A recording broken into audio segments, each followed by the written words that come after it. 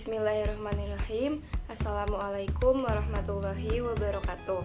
Perkenalkan, saya Siti Sarah Taufiqoh, kelas S6B dari Program Studi Pendidikan Bahasa Indonesia, Fakultas Bahasa dan Seni di Universitas Indraprasta PGRI.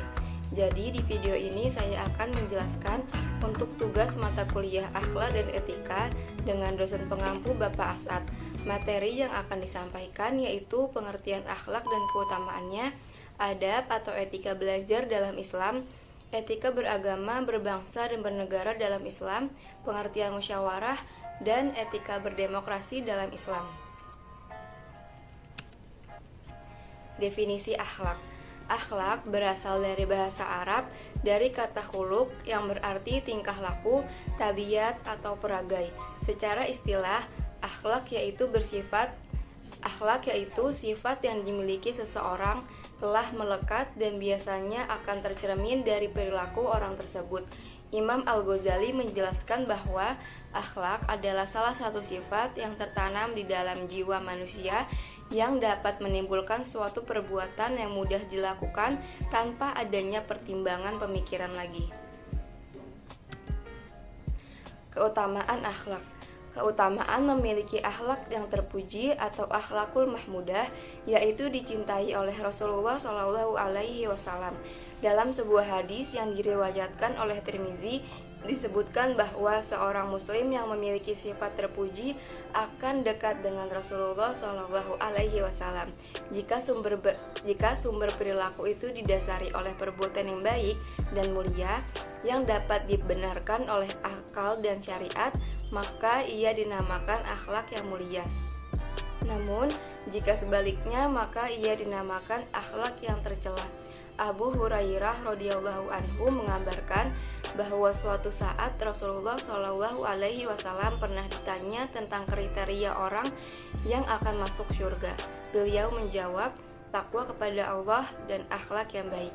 Hadis riwayat Tirmizi dan Ahmad. Adab atau etika belajar dalam agama Islam. Mengutip dari buku Aqidah Akhlak oleh Ahmad Qusairi, membaca atau belajar merupakan kewajiban bagi semua muslim. Selain itu, dalam belajar juga harus mematuhi beberapa adab yang telah ditetapkan. Hal ini sesuai dengan sabda Rasulullah SAW yang berbunyi, "Belajarlah kamu semua dan mengajarlah kamu semua, dan hormatilah guru-gurumu, serta berlaku baiklah terhadap orang yang mengajarkanmu." Hadis riwayat Tabrani. Berikut ini adab belajar dalam Islam yang dikutip buku Aqidah Akhlak Madrasah Ibtidaiyah oleh Fida Abdillah dan Yusak Burhanuddin. Pertama, meluruskan niat ikhlas belajar untuk menuntut ilmu agar lebih dekat dengan Allah Subhanahu wa Ta'ala. Kedua, membaca doa sebelum mulai belajar agar Allah Subhanahu wa Ta'ala memudahkan kita untuk memahami semua materi. Ketiga, menyimak dengan hikmat penjelasan guru dan tidak memotong penjelasan tersebut kecuali diizinkan. Keempat, perhatikan nasihat dari guru dan diamalkan dalam kehidupan sehari-hari. Kelima, membaca doa setelah usai belajar. Etika beragama, berbangsa, dan bernegara dalam agama Islam. Secara garis besar, setidaknya ada 3 etika seorang muslim dalam kehidupan berbangsa dan bernegara, yaitu menegakkan keadilan kebenaran, menegakkan nilai-nilai kemanusiaan, dan mewujudkan kemaslahatan umat. Pertama, menegakkan keadilan dan kebenaran. Dalam kehidupan, kebenaran dan keadilan adalah sesuatu yang paling dicari oleh setiap manusia. Bahkan kehidupan manusia itu sendiri disebut sebagai proses dalam mencari keadilan dan kebenaran. Islam adalah agama yang akan selalu berpihak kepada keadilan dan kebenaran. Bahkan menegakkan keadilan kebenaran adalah kewajiban bagi setiap muslim kapan saja dan di mana saja. Kedua, menegakkan nilai-nilai kemanusiaan.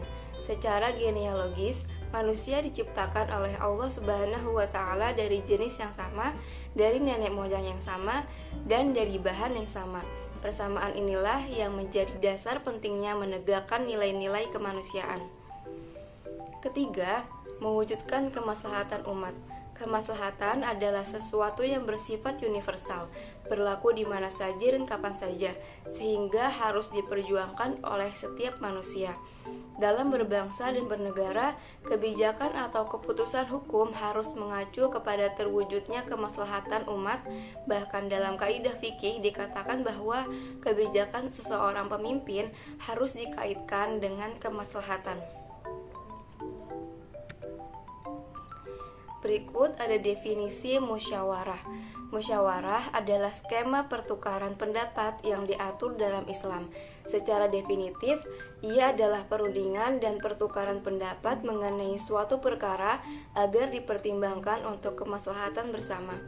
Berikut ini ada 3 etika bermusyawarah sebagaimana dikutip dari buku Wawasan Al-Quran tahun 2001 yang ditulis Quraisy Shihab. Pertama, bersikap lemah lembut. Seseorang yang melakukan musyawarah harus menghindari tutur kata kasar dan tidak keras kepala. Menurut Quran surat Ali Imran surat ketiga ayat ke-159. Kedua, berlapang dada dan bersedia mendengarkan pendapat orang lain. Peserta musyawarah mempersiapkan mental agar mau mendengarkan pendapat orang lain, serta kejernihan hati tidak tersinggung saat usulannya ditolak. Ketiga, hubungan baik dengan Tuhan. Seorang muslim menyadari bahwa kapasitas logikanya terbatas. Dengan demikian, orang yang bermusyawarah, terutama ketika memutuskan hal besar, sebaiknya memohon petunjuk Allah Subhanahu wa Ta'ala, bertawakal hingga sholat istikharah. Etika berdemokrasi dalam Islam. Demokrasi tidak hanya bertujuan menciptakan kebebasan mengeluarkan pendapat, melainkan perlu mempertimbangkan nilai-nilai kemanusiaan atau humanistik. Etika harus jadi pedoman dan orientasi dalam pengambilan keputusan, kegiatan, dan tindak tanduk manusia dalam menjalani demokrasi. Memahami pentingnya etika berdemokrasi dapat mencegah terjadinya fenomena tersesat di jalan demokrasi.